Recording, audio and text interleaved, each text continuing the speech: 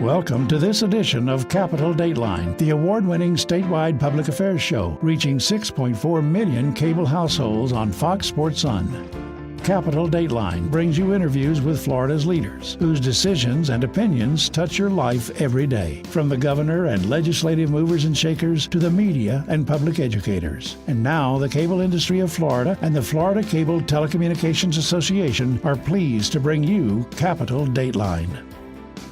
Welcome to this special edition of Capital Dateline. It's presidential election time in Florida, and recently several hundred state leaders gathered in Orlando to talk presidential politics in the Sunshine State. It was the third annual Sayfie Review Florida Leaders Summit, and it had as its primary goal to develop a series of Florida-specific questions for the 15 candidates running for president. The presidential hopefuls are crisscrossing the state, campaigning to win the March 15, 2016 Florida presidential primary, a big prize along the trail to win the presidency in the November election. It is a winner-take-all competition. The organizer of the Sayfie Review Florida Leaders Summit is Justin Sayfie, publisher of the well-known political news website called the Sayfie Review. He explained what he wanted to accomplish at this year's gathering.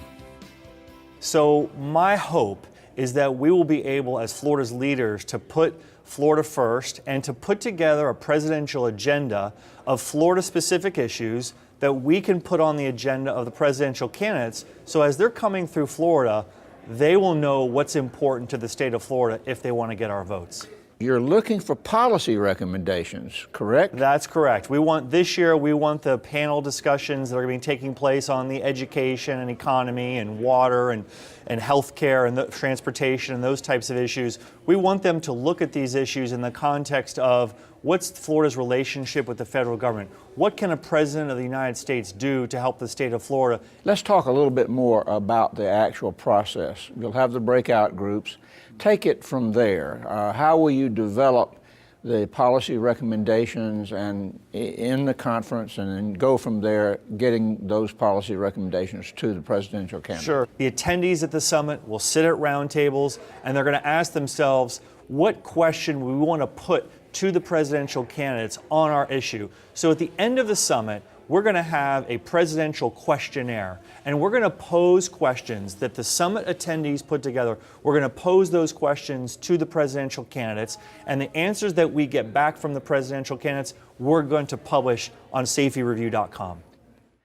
The Sayfie Review Florida Leaders Summit brought together a diverse group of leaders in a broad range of fields, from politics and government, the media, business, education, the environment, the economy, healthcare, tourism, and insurance, transportation, and nonprofit organizations. We talked to some of the attendees to hear what they might ask a presidential candidate. First up is the president of the University of Florida, Dr. Kent Fox. What does the federal government need to do in partnership with higher education to improve higher education in Florida? For the sake of the nation, for the state of Florida, education has to be a part of every candidate's platform. Secondly, education often is thought of as a problem. I actually believe it's a solution. It's the way that the presidential candidates should see a pathway to success. And very specifically, if they care about economic development, education is a way to get there. Even if they care about national security, I believe education is key to achieving that goal. Is there a message you would give to the next president of the United States as to how the great University of Florida, Florida State, the other research universities need a good partner in the federal government to help the research universities move forward and move its students forward? Yeah, discovery of knowledge, discovery of inventions are the way that you create new jobs fundamentally, has tied into that word innovation. And in our nation, in our country, the federal government is the driving engine for that. The federal government funds fundamental research and the development of those research ideas to the marketplace. Another hot topic in Florida that sometimes does not always get a lot of attention by presidential candidates is insurance. Florida's chief financial officer and former Senate President Jeff Atwater has some thoughts for the candidates to consider. Well, there's one that's very timely for us here in Florida, and you've seen this play out over the last couple of years. It's the flood insurance question, where there's been a national flood insurance program. Everybody thought it was the safe harbor. No one ever questioned rates, and then all of a sudden the federal government realized, well, my goodness, we've been losing money. It hasn't been Florida homeowners, but more broadly, they had been losing money in the program. So they pulled the Band-Aid off, and all of a sudden they're going to try to take rates up 25%. No one could be able to sell a home. Who would be able to buy a home? And so that's really a timely question. Our hope that next president will step in and say, wait a minute, why are we in this business? There are private sector players that are providing that can provide all types of, they provide auto coverage, they provide homeowner coverage, they provide medical malpractice, workers' comp coverage. Let them get back into this business. Will Seckham is the president and CEO of Visit Florida, a private public organization which takes the lead on marketing Florida as a tourist mecca. Mr. Seckham explained why presidential candidates should include tourism as part of their economic platform. Because I think once you recognize that it is the industry that's driving job creation, it's driving our economy in many, many ways, you step back and start to look at it as a business, and not as a bunch of small businesses, but it's the biggest industry in the state of Florida, and hopefully we'll be able to get them to understand that tourism is a big business. It's an industry that's driving the economy, not just in the state of Florida, but in the United States as well. Helping to make Florida a top tourist destination is its outdoor beauty, and part of that is the Everglades ecosystem. Eric Eichenberg has served as Chief of Staff to Governor Charlie Crist and Congressman Clay Shaw and understands the power that the federal government can have on the environment. He heads the Everglades Foundation and is passionate about the need for presidential candidates to address restoration. Why should someone running for president be concerned about a body of water and beyond a body of water in Florida? So this is a national treasure. This is a national issue. We have 2 federal parks, national parks right here in Florida that are part of this Everglades ecosystem. So candidates coming to Florida to talk about issues, transportation, healthcare, education, conservation, the environment, Everglades restoration has to be on tip of the tongue. Let's pretend for a second, okay? You're in the room with several presidential candidates, and let's say you know that you're in the room with a couple of potential winners. Going forward, what needs to be done in terms of a partnership between the federal government and the government of Florida to restore the Everglades? We all want restoration of the Everglades in our lifetime, but it has to go reaffirmed in Washington. A president has a great bully pulpit to say we're going to invest a certain amount of dollars. $200 million a year coming out of Washington was the goal originally. Proposing a budget to Congress, 7 federal agencies having their hands in Everglades restoration. The president has a great amount of authority getting the executive branch moving. We want progress. And the need for progress seemed a common theme at the Sayfie Review Florida Leaders Summit. Tom Feeney is the president of Associated Industries of Florida.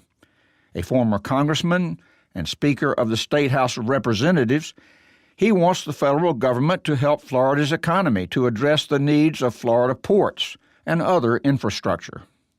We really need to have a president address transportation and infrastructure funding, but especially when it comes to Florida, how we're going to accommodate ports' needs. So what role is there for the federal government with regard to the ports? What we have asked is for the federal government to help match funding from Florida. Governor Rick Scott's done a terrific job here. Our local ports are doing a great job, dredging, widening, building new facilities to increase the velocity with which we can offload equipment and then put goods that are made here in the United States and Florida right back on those ships. He also thought the issue of space exploration should be addressed. We want to hear all the candidates, Republican and Democrat, talk about their vision for American preeminence and predominance in high Earth and low Earth orbit. Another prominent leader at the Sayfie Review Florida Leaders Summit was State Senator Dorothy Huegel. She is chairwoman of the Senate Tax and Finance Committee and had a set of recommendations she would like the presidential candidates to address. I would say, Mr. Candidate or Mrs. Candidate, Ms. Candidate, what can you do, number one, to reform tax policy at the federal level, to put more money back in our consumers' pockets, to help our businesses move forward? Number two, what can you do to help our infrastructure in Florida, bridges, roads? And then number three, what can you do to help our unique assets? And that would be our spaceport, our manufacturing sector, our seaports. And number four, when you go to Washington, please remember, keep Florida first. An essential part of the Sayfie Review Florida Leaders Summit was to have policy experts brief participants about potential presidential issues. The education panel highlighted some Florida-specific questions that could help presidential candidates gain support in Florida. Dr. Barbara Jenkins is the superintendent of Orange County Public Schools and addressed the controversial issue of federal and state testing of K through 12 students.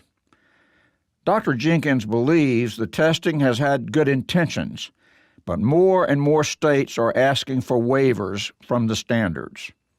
She says the problems have been with the performance of children from lower-income families, or as she calls them, subgroups. No Child Left Behind had great intentions. President Bush and his Secretary of Education had fabulous intentions behind it, and it brought to light the accomplishment, the achievement of our subgroups. So if I was over a school or a district where a certain population were doing quite well, who came from a certain zip code or had a certain income level, I could pretty well hide other children, other subgroups that may not have been doing quite as well. No Child Left Behind was good for this country because it brought to light all of those subgroups and their accomplishments. Very good for our country and for the conversation around public education. Where we faltered, I think the goals said by 2014 we'd have all those subgroups up to standard. Didn't happen, not going to happen. So we're in this netherland now called waivers, where every state had to negotiate a waiver with the Department of Education. So here's what we believe. Probably that's where we ought to start. The federal government should back off from trying to control the entire country and let states do that work instead. Panel member Bill Law, the president of St. Petersburg College, was discouraged that education appeared not to be a very high priority for many presidential candidates. I spent the weekend looking through all of the candidates' websites to see what their statements on education look like, and it was... I should have done that. Let me say, there's nothing there. Wouldn't matter. It's not the top of the list. This is our Would opportunity. have been a short visit. It was something of an eye-opener. We can laugh about it. I'm glad that we agree. Research drives the ball forward, and Florida is now very clearly making progress there. More money means more progress. Steve Seibert, an environmental lawyer and former secretary of the State Department of Community Affairs, led another Sayfie Review Florida Leaders panel.